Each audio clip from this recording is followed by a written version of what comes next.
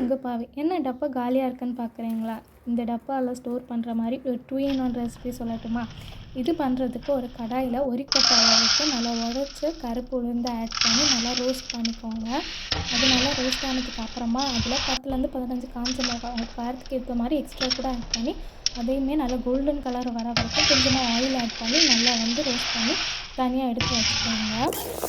அப்புறம் 1 கப் அளவுக்கு துவரம்பருப்பையும் ஆட் பண்ணி அது கூட ஆல்ரெடி நம்ம வதக்கி வச்சுருக்க அந்த காஞ்ச மிளகாவை இன்னொருக்க கூட வதக்குங்க. அப்போ அந்த காஞ்ச மிளகாய் இன்னுமே நல்லா கிறிஸ்பி ஆகும்.